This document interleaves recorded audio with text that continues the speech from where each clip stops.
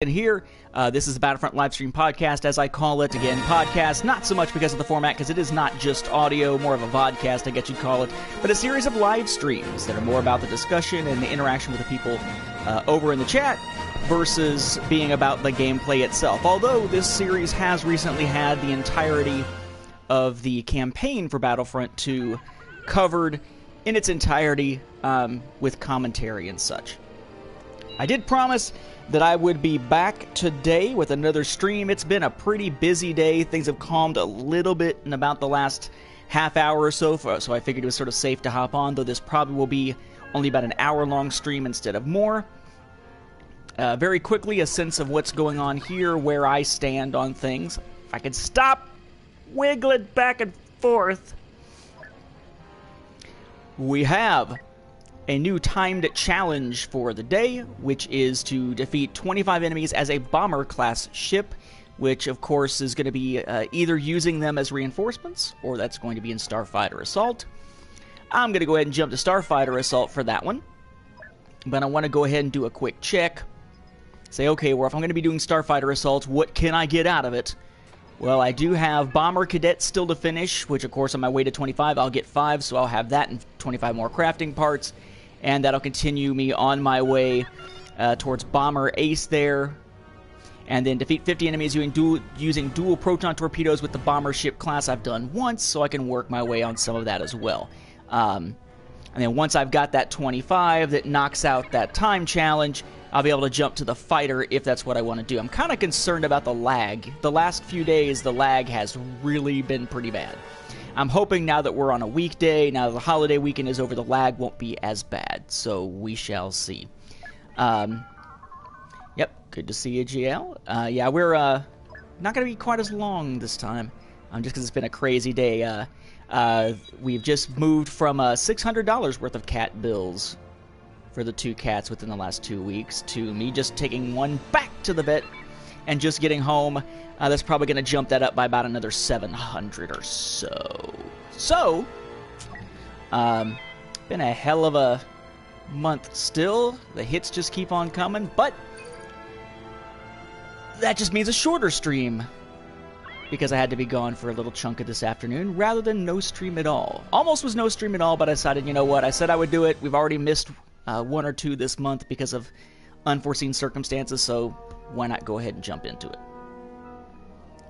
But hopefully the lag won't be there, because the lag on Starfighter Assault makes it essentially unplayable. I'd like to think that it's not going to be that case. I did finish up some more milestones recently, but they're milestones that didn't really mean a whole heck of a lot, because it was milestones that it was like, get this special crate with this special card. Well, that's lovely and all, except it's the weaker version of a card that you got in the Elite Trooper Edition, so there was no point in even doing that milestone other than just to say it's done. Let's see. Vulnerable, but far from defenseless.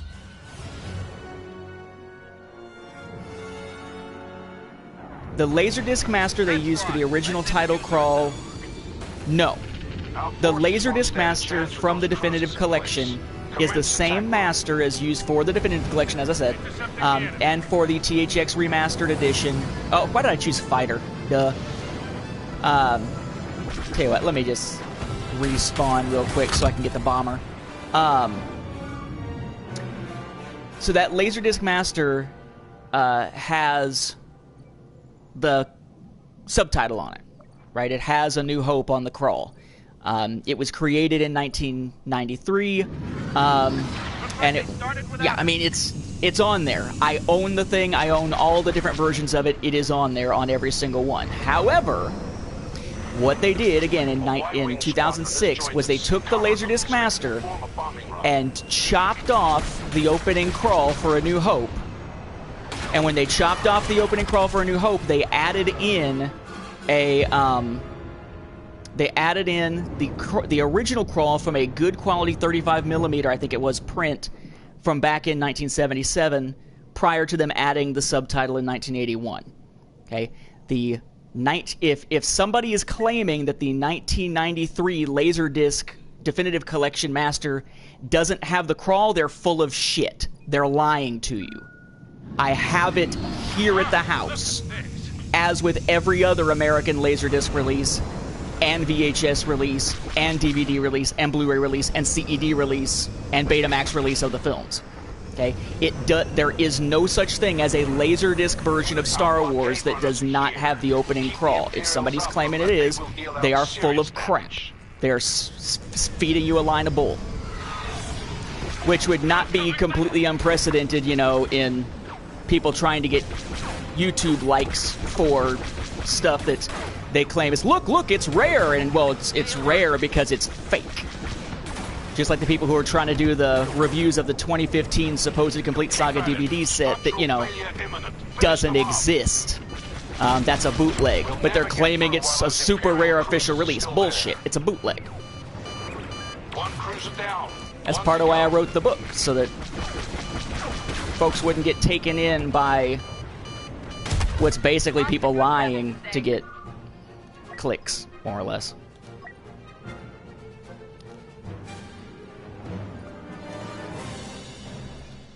If you have the THX remastered edition of the film from 1995, pop that in, because that is the exact same master as the 1993 Definitive Collection. Either on Laserdisc or VHS, because they were both off the same 93 master from when they did the THX remastering in the early 90s to prepare that Definitive Collection disc, or set of discs.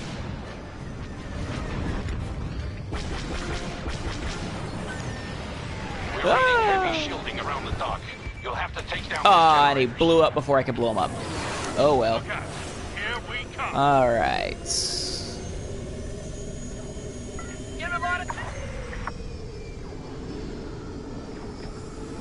Okay, I'll take a look at it later, but like I say, it doesn't exist. If somebody is saying that that's what it is, they are lying to you. There is no such thing. Every Laserdisc master was made after 1981.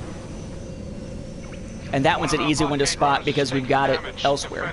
And they described on StarWars.com, how was it that you guys were able to have a version that had no crawl that's never been seen on home video before? Well, you see, we did this with this film copy and blah, blah, blah. Right? So they've spent some time talking about how amazing it was that they were able to do that. So even the official site doesn't claim what that person is claiming if that's what they're claiming. Hey, Brian. I am trying to finish up a couple of those milestones, but not a big fan of flying the bombers, particularly the Y-Wing, because of the single stream blaster that it's got. I do still need to destroy more of these, so I guess it would help to go ahead and knock out some turrets while I'm doing this. I don't like our chances if we lose another. I doubt it. I mean, if you're talking about trying to get something that's HD or trying to get something that's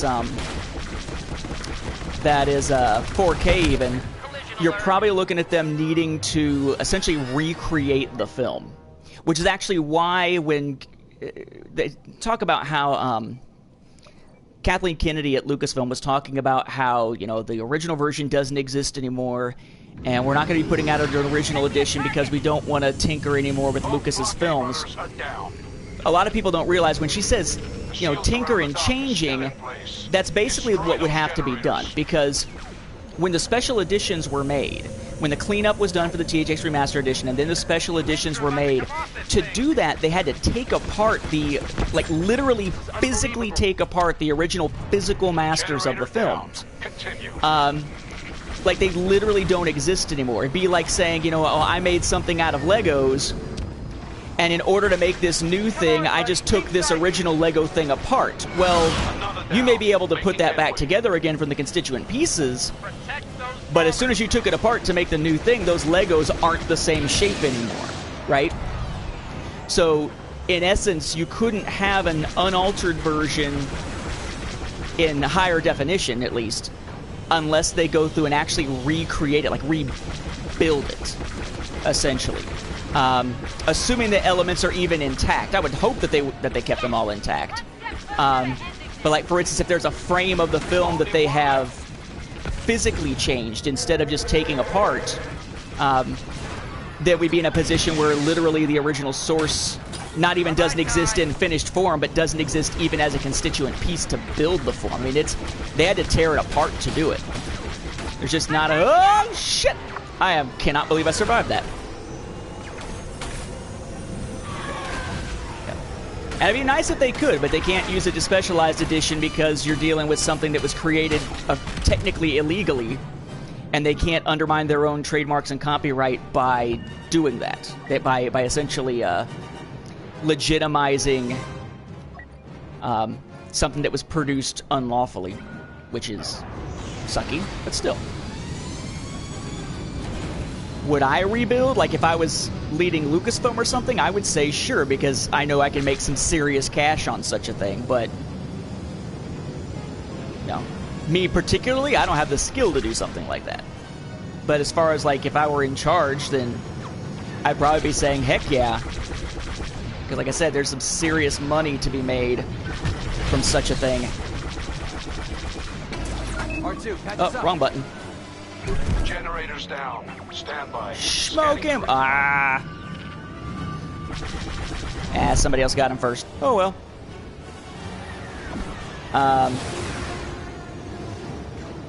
And yeah, Ezra during A New Hope is going to lead to...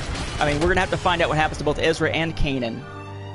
And if it turns out that Ahsoka is still alive, we'll have to know where Ahsoka is. Although at least with Ahsoka, she's not officially a Jedi anymore, so theoretically, you know, the last of the Jedi will you be could still technically be correct, even if she is still alive. They've got... I'd have to go back... Was it like maybe 8 episodes, 6 episodes? I forget. Left of this season of Rebels, and then it's over. Uh-oh! Our Y-Wings have initiated their bombing run. We need you to run interference. Big shock. TIE bombers. Somebody else trying to do the same thing I'm trying to do. But yeah, so Rebels is almost over. It's their last season, but they still have a handful of episodes to go once the new year comes around. Well, it'll lead into Rogue One at least. But they're saying that we're not going to actually see... like the Battle of Scarif from the Rebels TV character's point of view or anything like that. At least that's what Filoni said in a recent interview. Though, you know, it could very well be that he's just trying to, you know, tell people that, knowing that it's very possible that, you know, people will freak out if he says it. So why not just keep that as a surprise?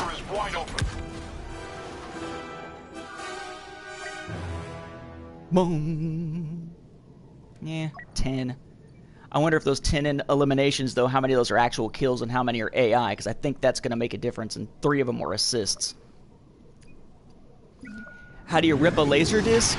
I'm not sure about, like, regular rip, like, physically ripping it, the way you could, like, rip a CD by just sticking it in a drive and doing it, because it's analog. So what you would need is the same kind of thing that I use for... VHS, which I guess I could use for Laserdisc. I mean, I just never have bothered to do it yet because the Laserdisc player is so freaking gigantic.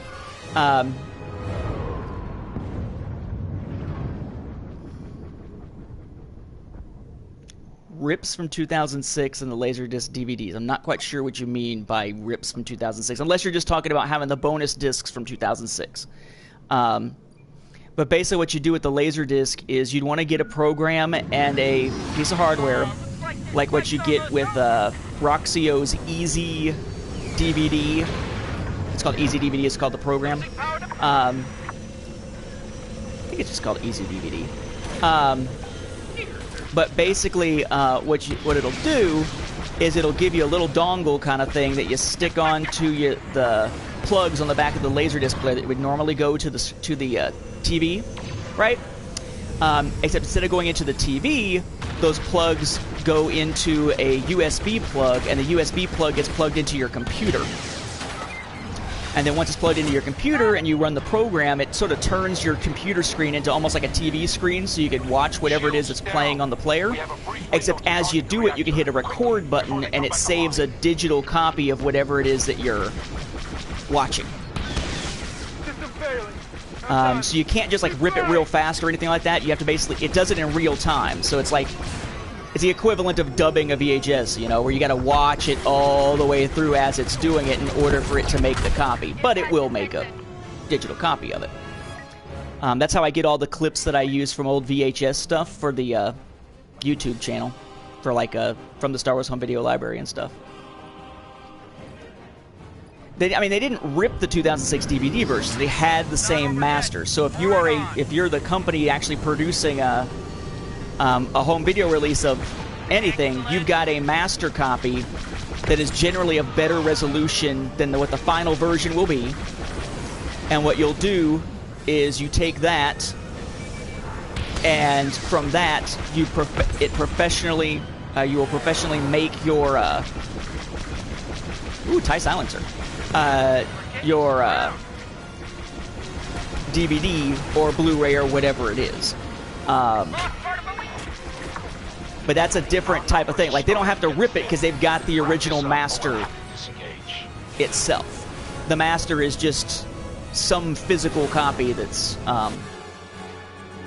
more, usually, like I said, usually higher quality. That's just some kind of physical thing. Like, that's why you're able to get, like, something like Blade Runner.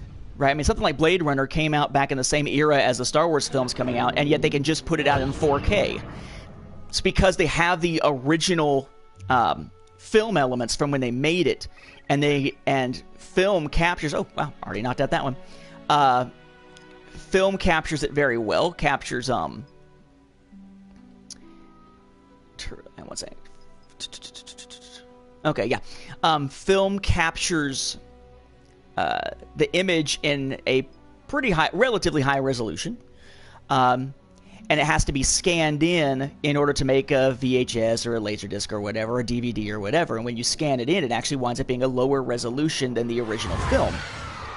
So what they can do is, if they've got the original source material, they can go in and rescan it at a higher resolution, save it at a higher resolution, and actually put out something like a Blu-ray or a 4K release, or have it as a digital file then that's high resolution that they can then tweak and like clean up and then put it out that way. Which is kind of like what they were doing with, like, it's kind of like what they did to make the THX remastered and special edition versions of Star Wars, except to go back and scan it in, you have to take the film elements apart if they weren't already one single layer, so to speak. Which is kind of tough. I mean, you won't see, I mean, a petition, I mean, if they don't know that there's a giant market for it by now, they won't ever. You know what I mean? I mean, it's not that they don't know that it's, I mean, it's like a license to print money. It's just that doing it is extremely resource and labor intensive, and to the eyes of the people that run Lucasfilm right now, that would be disrespecting Lucas's vision. Even though Lucas himself isn't in charge, they still want to sort of pay homage to him as the creator of Star Wars. That if it were to, oh great, if they were to do such a thing, because they'd have to be recreating it, to their eyes, they are tinkering with his creation. Antonio, gotta say, probably either Lost Stars or Bloodline. I like the politics of Bloodline. I dig, and Inferno Squad was actually really good too.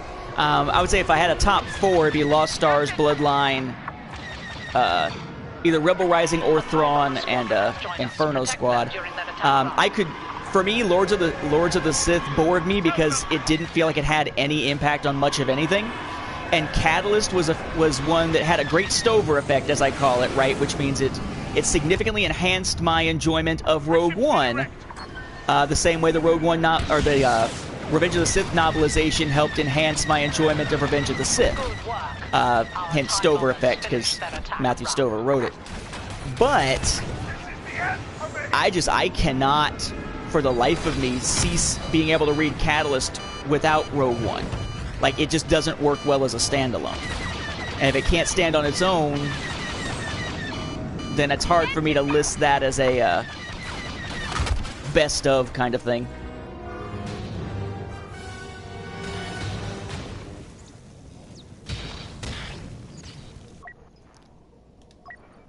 I figured nobody can really make them do anything, and if profit motive right now isn't getting it, it may never happen.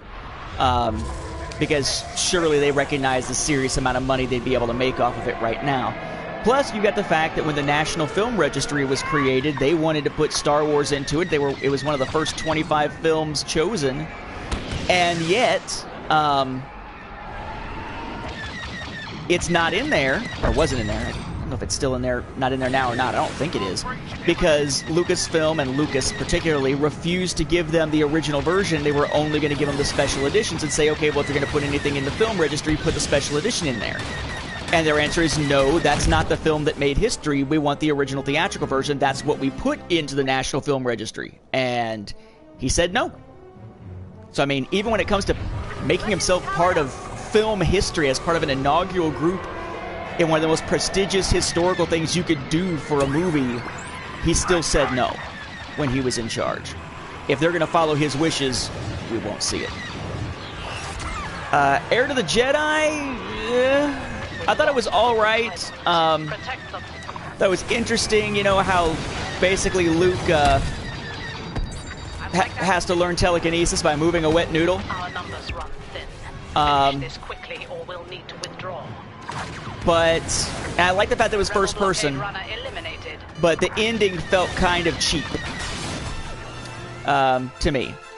Yes, you have the emotional impact of, oh, this person that, spoiler alert, that Luke was getting close to is dead. Ooh, you know, such emotional impact. But they did it off screen.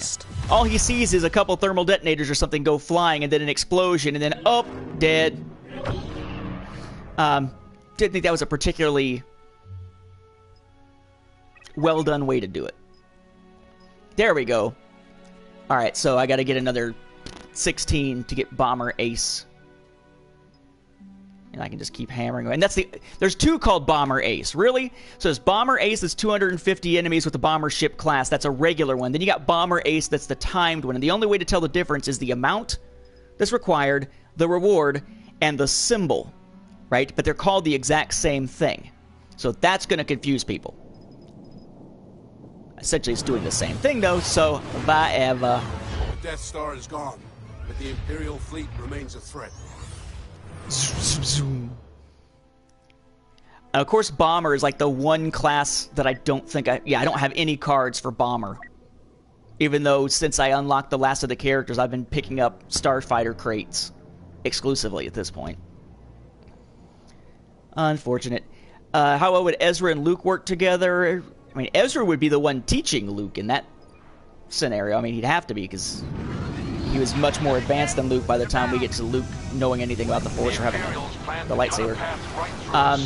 I really, really dug Dark Disciple. I think it was a great ending for Asajj Ventress, and kind of worked to rehabilitate the Quinlan Voss we got in the Clone Wars to be a little bit more like the Quinlan Voss we expected to get.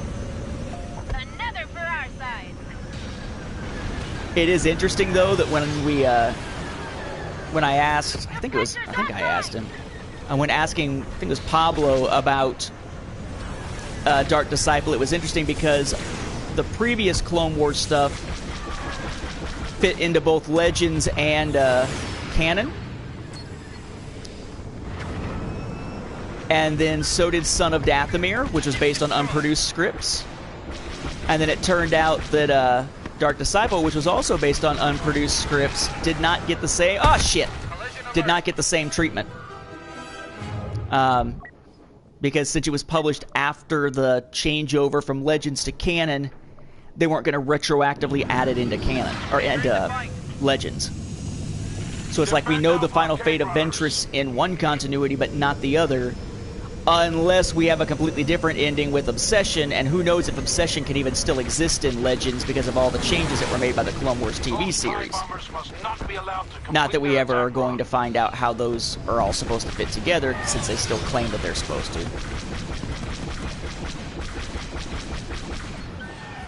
Where are you going?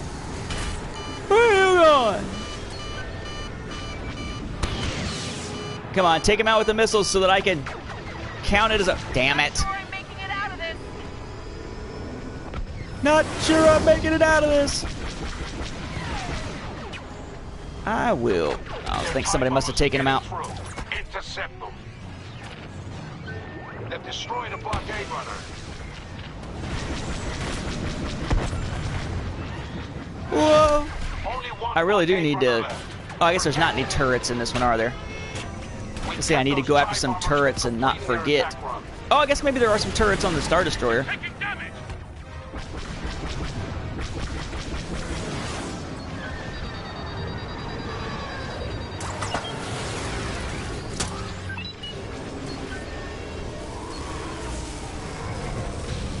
Whoa, electric. Electricity. The Imperials are advancing. Hold them back.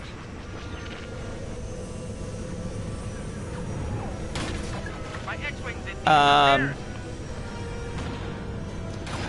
mean, I think we'll put it this way. Could air have fit into Legends when it comes to the progression of Luke's training? Yes and no.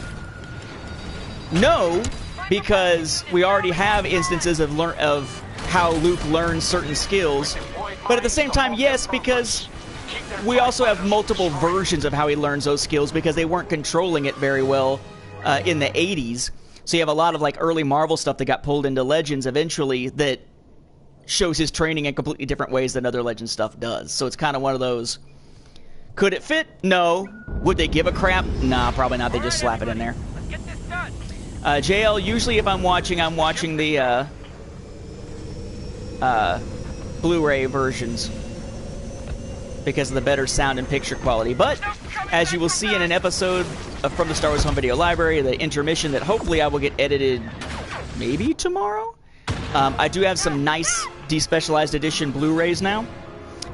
So it's a question of when I'll get time to do that. But I have those now so I can watch the despecialized editions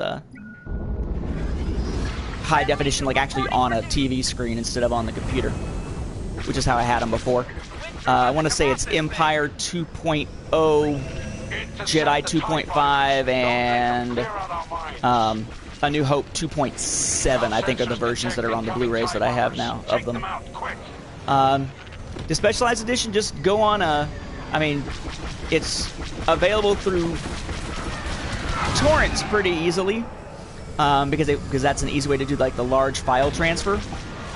Whoa! The TIE bombers are hammering out forces. They must be stopped.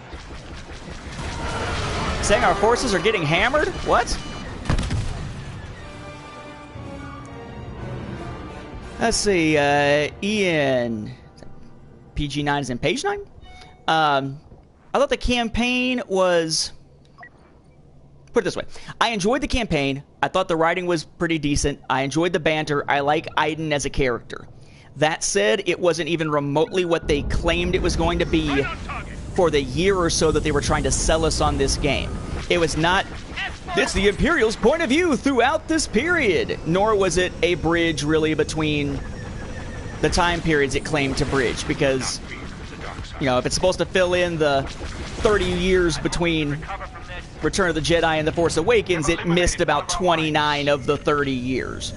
And it's not just it's not an Imperial story, really. Like, the first third of it's an Imperial story, and then it becomes the same old, and Imperial has just turned into a Rebel kind of story that we've got ad nauseum in Star Wars before. So a good story. I enjoyed it, but not even remotely what they advertised it to be at all. I did see the cover art for Thrawn Alliances. I'm kind of hoping that what it winds up being is a story that's set in the time gap within the Thrawn novel, so that maybe, just maybe, they'll be forced to pin down the exact time frames. It's like we got all kinds of stuff for the Thrawn novel that tell us sort of where certain things are relative to each other, and we know that it ends right before Thrawn's first appearance in Rebels.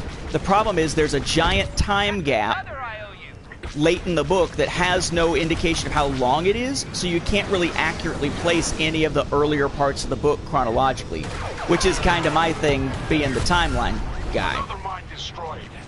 So, you trying to kill me, mother?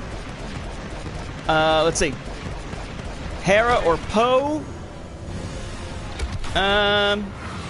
So far I would say probably Hera, but we've seen her in action more than we've seen Poe in action. You know? We need to see Poe more in action to really get a feel. I think Poe probably will wind up being, but it all comes down to actually seeing him in action to be able to get a sense of skill. Shit. Oh, come on! Enemy bombers incoming! How bloody hard is it? They've cleared the mines we set to hold them back. All ships prepare for assault. Boom! Slammed into something again. Next time Star Wars will be released on home video in any format. I'm assuming you mean like the original films. I would say probably late 2020, early 2021. The job called for a handsome scoundrel. Or maybe one time before that, because that's when the rights to all but A New Hope for physical releases transfer back to Disney from 20th Century Fox. Strap yourself in. Whee! A TIE bomber squadron's initiating its attack run. Man.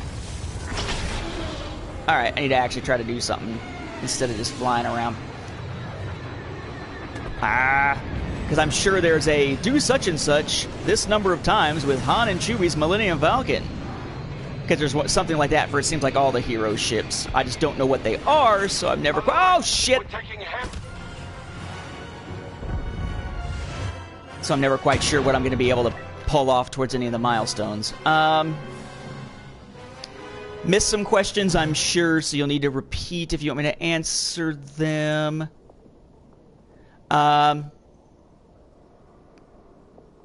Again, you'd have to recreate and make the theatrical cuts again in order to do it. You could not just do it. And even then, they would need a deal because Disney would own the physical distribution rights to all but A New Hope of Lucas's films. 20th Century Fox owns the rights to A New Hope in all distribution formats forever.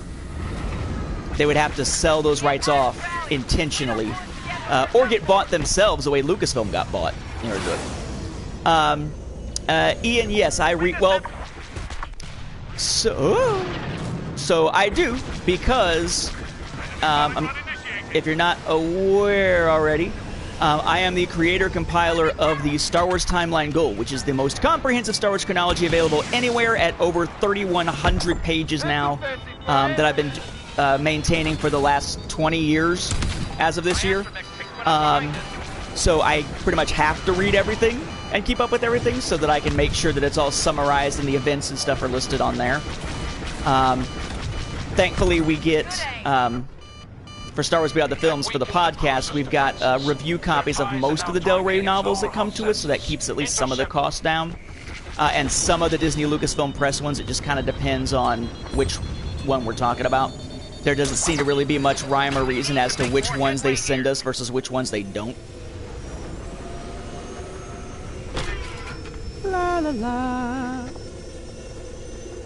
la. Let's see, alliances. Oh yeah, that's true, isn't it? He doesn't meet until the very... Shit.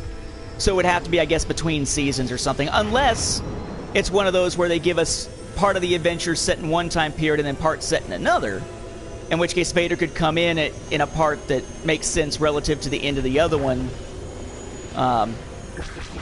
And still have part of it in the gap, but yeah. Even if they just make it a point to just tell us how long the gap was, that's fine. I'm okay with that. I just need to freaking know. It is called the Star Wars Timeline Gold. Gold because years ago I thought it was going to be the Gold Edition, which when it comes to software means like it's the final version. All you need to do is just update it, but there'll never be another major revision. Oh, how freaking wrong I was. But the name stuck. It's over at StarWarsFanWorks.com/timeline. If they take out its rear engines, they'll destroy the ship. We can't let that happen. Or on Facebook, if you want to join the discussions of stuff over there, it's Facebook.com/SWTimelineGold. All is one big word. Die! I need to get explosive. Come on, I need to get missile kills, you bastard.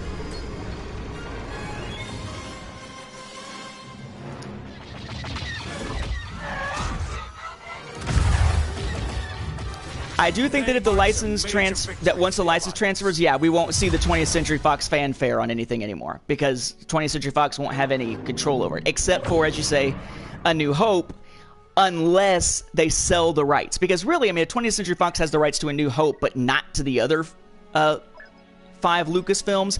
That's not going to allow them to do box sets or anything. It'll probably be more profitable for them to just sell those rights to Disney, or essentially license their own stuff back into Disney, so that Disney could then do it and have that complete control. The question then would be, is it going to have the fanfare or not still?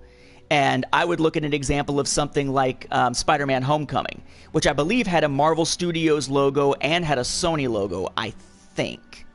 I'd have to go back and watch it. But I'm pretty sure. That's not what I'm doing. Oh, guess it would help if I press the button to get going. Will fall.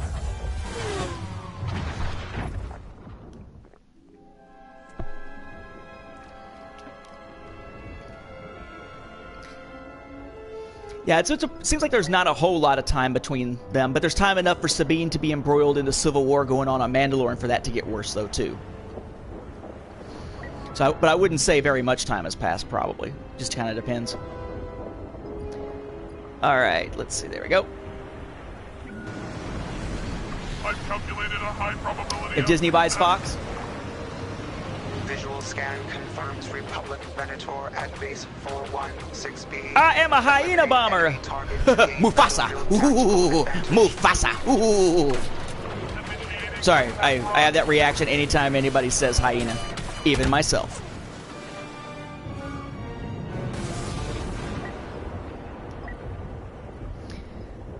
I wish you could. Initiating offensive. Again. I say I wish that they. I wish there was a way to see your progress on the whatchamacallit, on the milestones. Let me know for sure that you can still hear me, since I just accidentally pulled the plug out of the bottom of the thing. The PS4 says you can hear me, but that don't mean anything.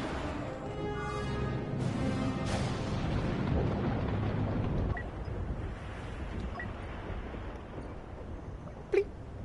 Bleep. Analyzing battlefield. Analyzing battlefield. Stealing what we can to turn it into Battlefront. Laserbeak, eject. Analysis. Destroying the Venator's bridges will render it useless in combat. I don't spend a lot of time there. I think there are links to it, but I think the links that are on there are to the torrents. I don't think they actually distribute it through the site. At least I don't think so. Isn't originaltrilogy.com more of like a forum? Like some basic information in a forum for the most part? I haven't been there in a long, long, long time. Mainly because I don't get quite that nuanced into like the films, the like 8mm, 16mm, 35mm, etc. stuff. Not as much as the other formats. Oh, Shiza! Although that is a very, I will say that OriginalTrilogy.com is an amazingly informed group of fans. That is an amazingly informed community. Quite impressive in that regard. Hyena-class bombers have completed their attack run. Will you just... There we go! Yep, Holiday Special, Clone Wars Micro Series. I mean, Clone Wars Micro Series at least we actually have all of. But to have that maybe as the original format where it's got the, previously on kind of stuff still attached that isn't on there on the releases that we got. That'd be cool. Ewoks and Droids, absolutely. Even the UK didn't get all of Ewoks and Droids. They still had one episode missing out of each season. And the Holiday Special hasn't been released at all.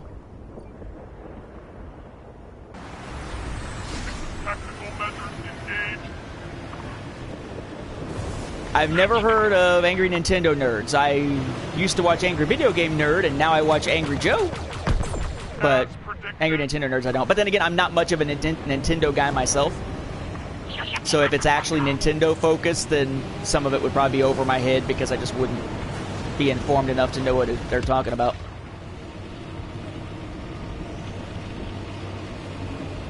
Good stuff. Would you discourage a person from attempting a real-world canon timeline based on the Legends dates? Not quite sure what you mean by that. Might need to clarify. Oh, AVGN. Yeah. Well, I mean, I haven't listened to Angry Video Game Nerd in a long time. I haven't. So are these like new reviews that he's done over Star Wars stuff?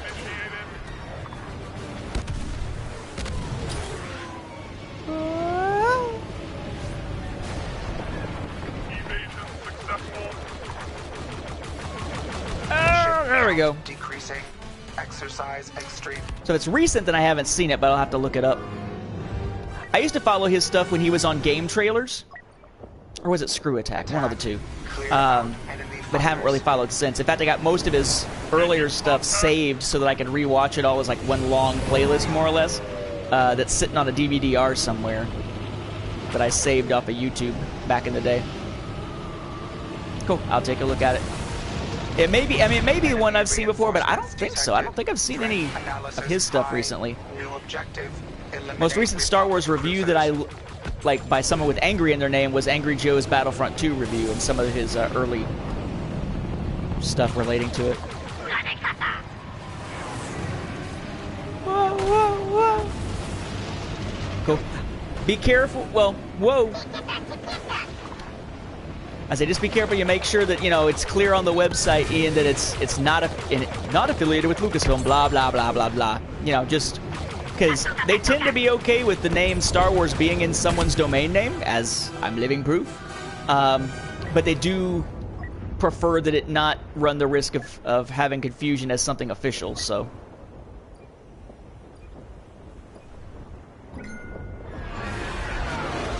All right. Leave none alive. Leave none alive. And since I'm emo, I include myself. Yes. What are my abilities? Focused Rage, Mag, Pulse, Torpedoes, and Afterburner. Okay. I didn't even know what my abilities were. Oh, somebody's shooting at me. I'm gonna focus my rage now, mother... I will kill you. Class bombers initiating attack run. AI. Until completion. You can usually tell AI on these because it's always like CT something or other. It's always some kind of obvious clone name.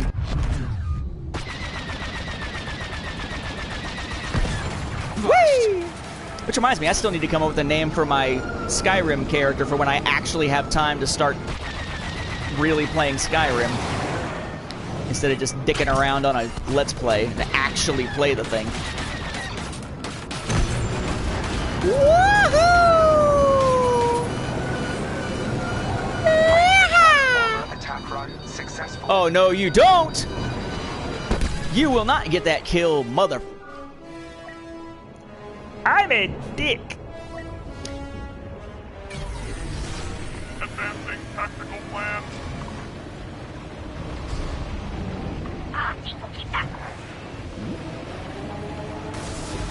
Go!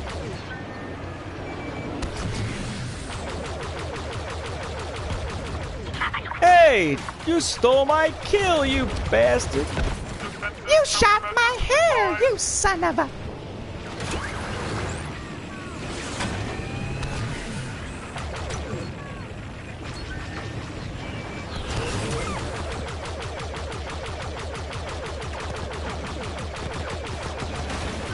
Reporting.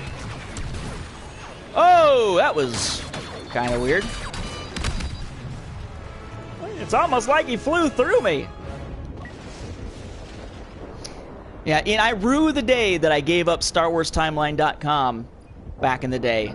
But thankfully it was picked up shortly thereafter by Eddie Vanderheiden, so I'm not all that concerned. To have it have been picked up by a friend whose work I respect, thumbs up. But I really should never have given up that domain name. I figured once I started StarWarsFanWorks.com, I'd stick everything under that domain name, and then acceptable. But at this point, it's mostly social media people use for stuff anyway, as opposed to the websites.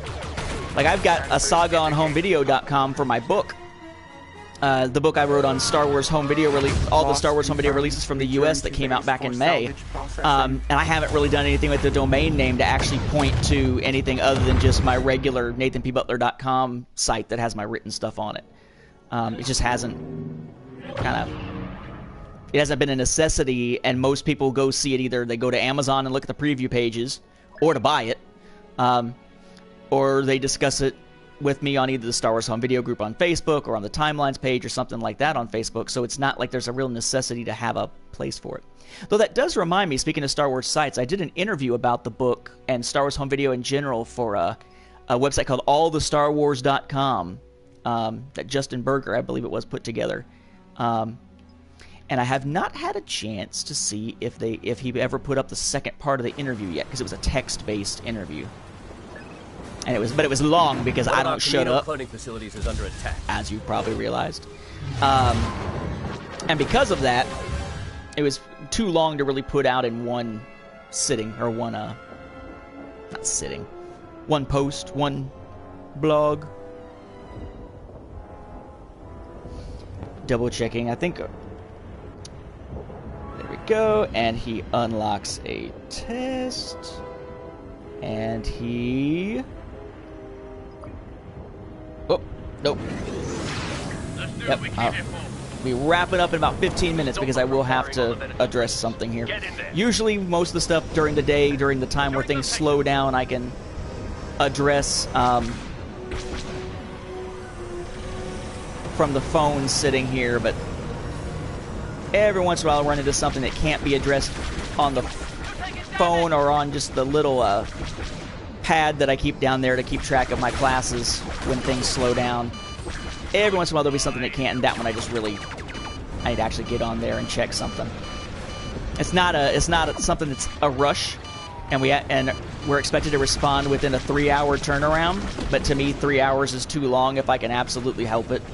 I'd rather just give the kid what they need, and that means they keep working tonight, great. If not, okay, but at least they got what they needed. You know? Kind of feel like the freedom that I am afforded to even do stuff like this, because of the nature of the way that I do the job, puts me in a position where I may not have to go above and beyond, but I still do because I feel almost a moral obligation to do so, kind of. If that makes sense. JL, no. As far as rippers go, I forget what it even is that I use anymore, because I haven't used it in a long time. It was actually designed for ripping films to put on PSPs back in the day. But I forget what it's called off the top of my head. But I generally don't rip them as backups. I have digitized VHS releases and stuff like that as backups because I don't want to put in the VHS one day and have it rip the VHS apart. But as far as the DVDs, I don't really see a point because I've got so many freaking copies of every one of the movies on DVD from all the different releases anyway that it's kind of ridiculous. Unless somehow the entire collection is lost, like in a fire or something, I wouldn't need backups anyway. Because I've got so freaking many of them here. Pinky, to answer the question on a favorite film, I actually vacillate back and forth now between The Force Awakens and Rogue One, because I tend to be someone who digs the whole heroic sacrifice thing, but I'm also big on pacing, and I like the complex emotional characters, like some of the screwed up psychology I can imagine for Kylo Ren. But I find that pacing is a big thing for me, and Lucas's films have always had a little bit of a pacing issue for me in the middle. So originally that wasn't a big deal because they were all Lucas's films anyway, but now that others have made them and the pacing isn't quite the same, I find that the pacing makes me more likely to rewatch Rogue One or The Force Awakens right now than otherwise. And they're both in 3D on home video, which is friggin' awesome. So, you know, I'm definitely one of the people who will miss 3D Blu-ray when the format finally officially dies, which it basically is in the midst of doing. Let's see. Favorite novel and comic of the new canon novel? Lost Stars, Bloodline being a close second, probably. Although, again, Inferno Squad was pretty good as well. Comic, Dr. Aphra, thus far. Because it's all been kind of middling stuff for a lot of the Star Wars comics right now anyway. Middling to crap instead of awesome. But Aphra is one of the few characters that really never fails to disappoint and now has her own series.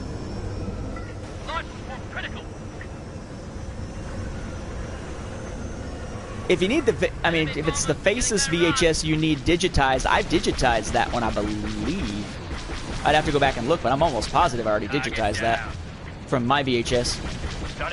Pretty sure. Yeah, I did, because I digitized that, and I digitized the 1997 special edition from VHS since it's different than the DVD.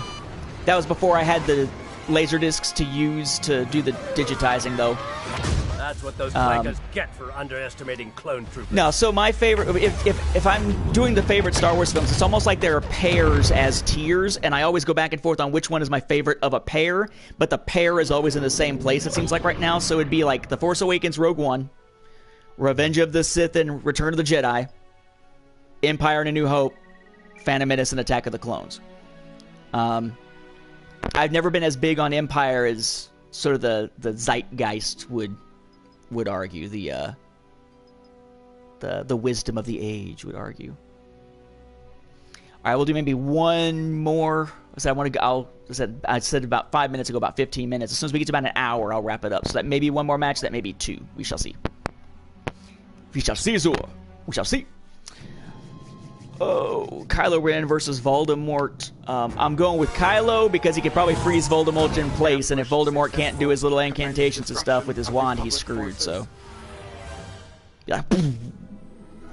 I remember actually when I first went to, when my wife and I first went to go see The Force Awakens, and Kylo Ren stops the blaster bolt at the beginning of the film, and it's sort of making that weird, like, kind of sound.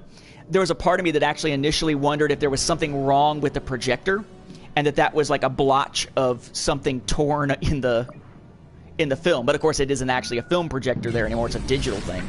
But it took me a little bit to get used to the idea of that. But this game definitely pushes the, hey, don't forget Kylo Ren can freeze people and stuff, pretty hard because it's one of his main abilities.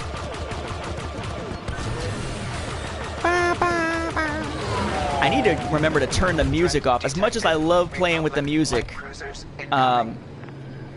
there's apparently Sony or Sony Classical or whatever it is. Apparently, one of the companies that has the rights to some of the Star Wars music now has like this just generic. I think the name of the file is actually Untitled Star Wars or Untitled John Williams. But it's this untitled track that has a bunch of Star Wars music in it that one of the official copyright holders added to the YouTube copyright checker. So unlike every other time that it finds Star Wars music and it just turns around and says, oh, well, we'll have advertisements on this video, but you won't get the revenue, the copyright holder will for the music. Unlike all those times, which is still kind of asinine because you're creating your own commentary with the live stream, now it just blocks it worldwide. If you match that one track that's made of a bunch of different Star Wars music all crammed together, then you either remove that music from your video or nobody gets to see your video anymore. It almost blocked several of my Star Wars, Lego Star Wars The Force Awakens Let's Plays from a while back. A year later, they add it, it processes, and it starts flagging those videos. So yeah, I should probably play this with the music off. But the music's good. Let's see. Gonna go killing. Gonna go killing. We're just all out killing. Whoa! Come back here, you fat bearded Ah. I still haven't figured out if in this game, if it does what the previous Battlefront did, which is that if you reduce your speed, your blaster power goes up.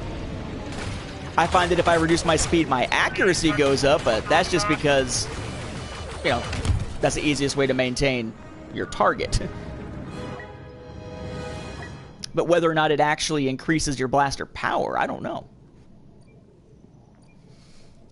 I'd say the same thing as with Voldemort. I mean, as long as you have to actually move to do your magic, then, yeah. Then he's stuck. Destruction of enemy bombers is advised. Detecting damage. Tractor beams. Ah, dang it. Damn you! Boba Fett or Jango Fett or whichever one you are. Republic cruiser has sustained critical damage. Continue fire. Doggone it. Tractor beams destroyed. Continue general defense.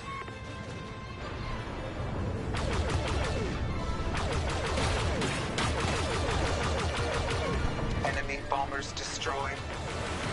How come all them tractor beam generators ain't green? Every John Deere tractor I done seen has been green or yellow. Defensive countermeasures advised. Republic forces now targeting our communications array to prevent us from requesting reinforcements. Defend the target. Reinforcements arrive. Separatist dreadnoughts. Odds of success increasing. Key tactical being pursued. Oh, you're talking about the Han Solo scene in Force Awakens. So my wife is not a big fan of Harrison Ford. She didn't grow up with the young Harrison Ford stuff, so she's mostly seen him either after the fact in stuff like Star Wars, or she's seen him as older Harrison Ford. One of her first big experiences of that was really Kingdom of the Crystal Skull, which rubbed her the wrong way, right? So my wife does not really like Harrison Ford, and she mocks him a lot. Like, oh, is he going to get himself killed on his next movie? Kind of stuff. Well, because of that, her favorite scene of The Force Awakens is the death of Han Solo, and anytime I'm watching the movie, she has me pause and replay it like 3 times. Because she just loves Han dying. Republic cruiser destroyed. That is apparently not grounds for a divorce in Georgia, though, so it's okay. Oh, shit! Array.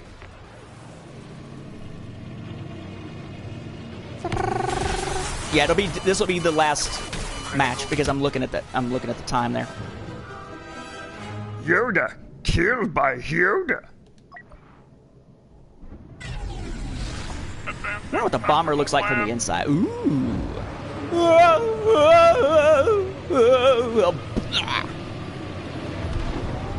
And unless it is in VR, I do not like first person for the starfighters.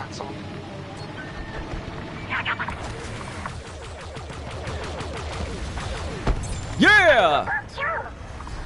Ooh, and I got a savior because he was attacking somebody. That's one of the other things. It's like, get X number of savior kills. Well, that's lovely because that's not really something I can control, you know? Could have used Yoda? Oh, like as... I mean, but Dumbledore wasn't bad. Dumbledore just wasn't an acrobatic, green, big-eared midget.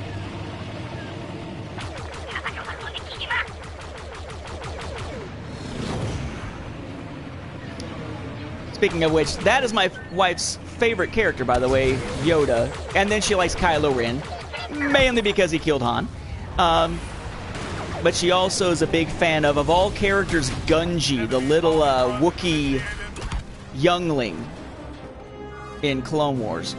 In fact, when we were at Celebration in Orlando, she asked Ashley Eckstein about whether or not there was a chance for some Herd Universe apparel with Gunji on it.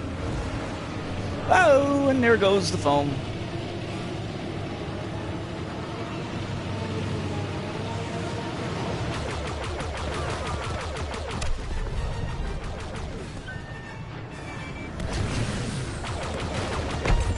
Eat hot torpedo! Oh, that's what he said. Ah! Actually, no, eat hot torpedo is probably more of like a Clinton thing. Hey, baby, let's celebrate with a cigar.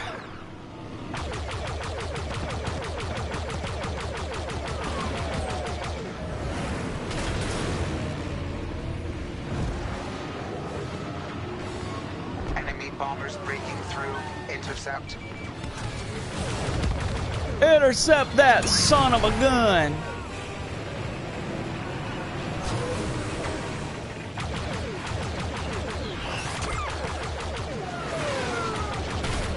Enemy fire. Get that beer-swilling pig, that son of a motherless goat. And... fire! Enemy progress detected.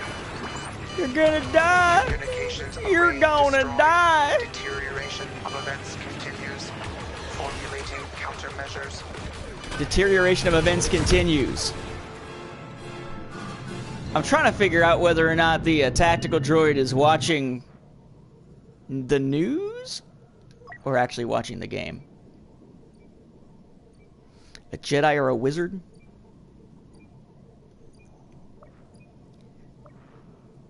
Probably a Jedi, I guess. I don't know. Depends on what ability slate we're talking about.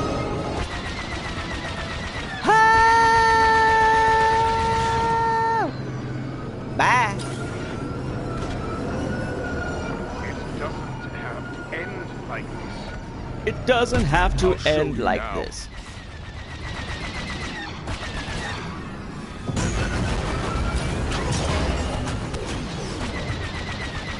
You can't be mean to me. Snoke said so.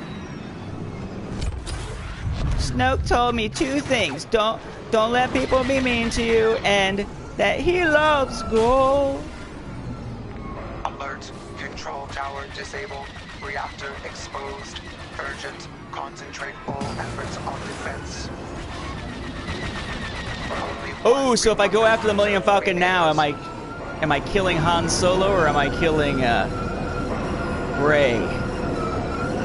Danger. And if it's Han Solo, my wife would be very proud at that moment if I were to go after him. But I need to friggin' turn around. Turn around. Impossible. Is it just me, or is it like you could totally see Kylo Ren listening to that song and singing along with it compared to almost any other Star Wars character?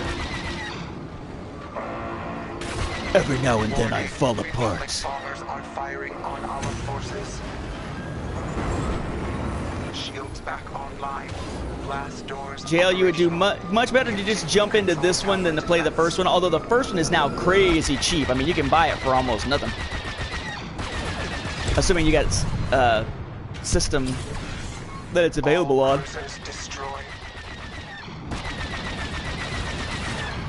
I would bet that if you give it just a scratch, probably a few months, you'll be able to buy that one when you buy this one. Like, it'll be one of those combo packs on, for a lot of the digital outlets, I would bet. now we'll see. Now we'll see! Whatever that means! Error detected. Blast doors opening. Defend the reactor.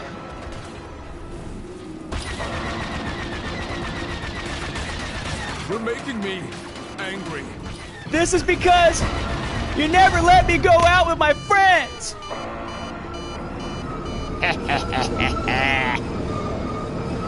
Wait, you have it, but you haven't played it? What? Which Battlefront 2 do I prefer? Oh, that's tough. I'm probably actually going to stick with this one. Because again, I'm sort of I'm a visual and audio hoe. When it comes to that sort of thing. But also, I prefer the story that feels like it has more of sort of a moral, almost a moral backtone. But that again, that's because of the Stover effect of reading Inferno Squad. Ah, gotcha. That makes sense. That's like me. I mean, I've had... I need to finish freaking Shadow of War. There's several I need to finish. Oh, come on! This match is going on forever. I'm 5 minutes past where I wanted to stop.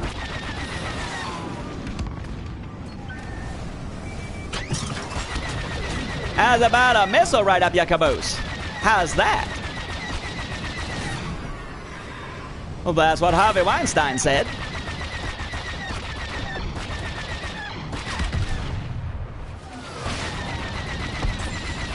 I'm still friggin' Kylo Ren.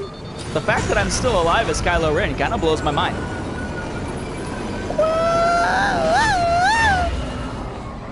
Highest imperative, protect the reactor. Critical threats detected. Rally our forces. How do the missiles not kill that son of a gun? Uh-oh! Bye-bye! Critical damage detected. Destruction imminent without immediate intervention. Urgent. Don't you be talking about an intervention to Kylo Ren. That's what Han thought he was asking for, was an intervention. Missiles away. And Han got killed. Update. Republic bomber attack run has been... That'd be kind of cool to have an elite... Well, actually, I mean, just to have an Elite Squadron novel at all would be pretty cool, to be able to actually tie things together. And maybe... Because remember, with Elite Squadron, the PSP version and DS version were slightly different, and they had scenes that kind of interwove with each other, but most people didn't realize you were supposed to play both to get the whole story. So just something that just gives you the whole story in one sitting would be great, but it would have to be a Legends continuity, and I don't see that happening. Claim reward! Uses Afterburner 25 times. Uses Focused Rage 25 times. Okay, alright, so let's go see if I can get some rewards, and then I'll be out. I'll probably still play some more today at some point, but be out for the moment. Is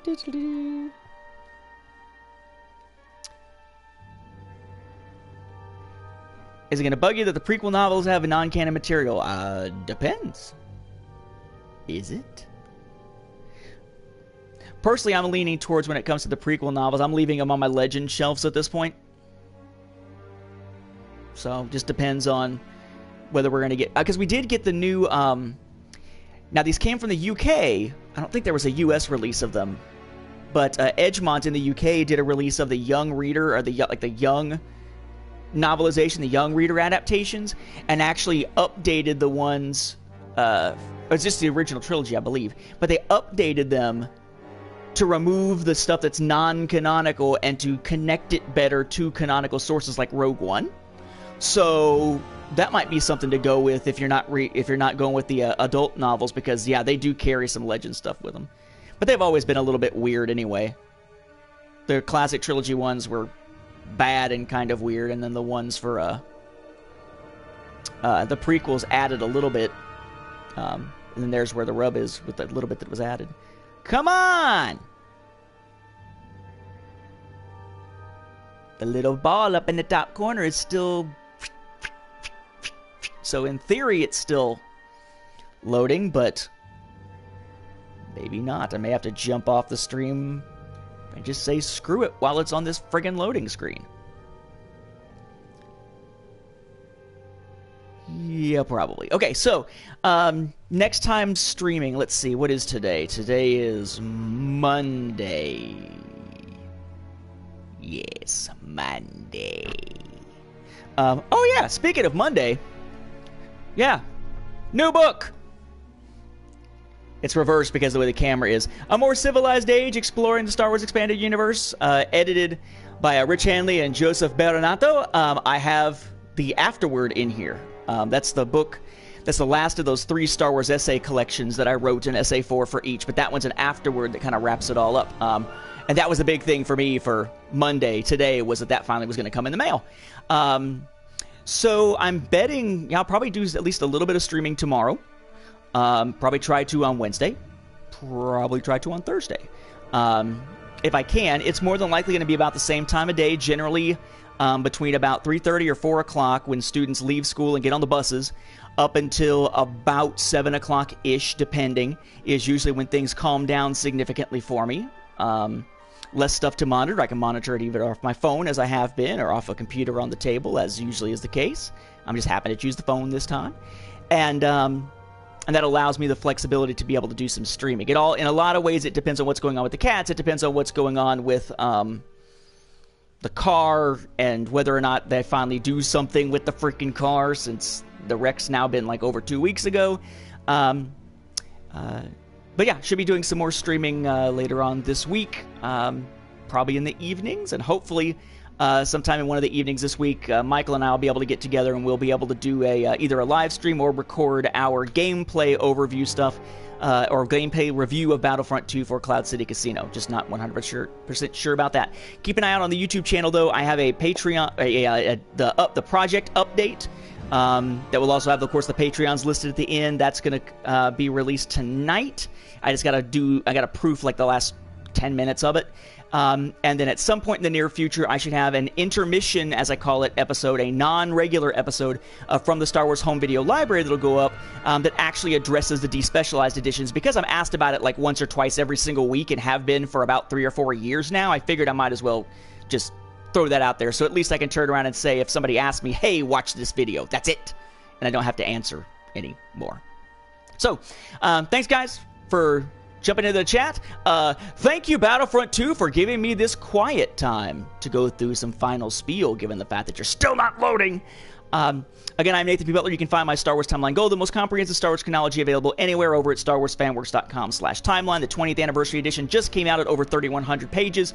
Or go to StarWarsReport.com. Check out Cloud City Casino or Star Wars Beyond the Films, 2 podcasts that I am involved with. And be sure to check out my book on Star Wars Home Video, which you can find on Amazon, which is entitled A Saga on Home Video.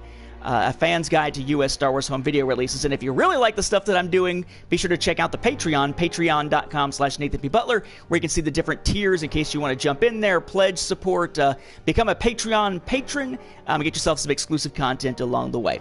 All right, so thanks, guys, and I will catch you next time.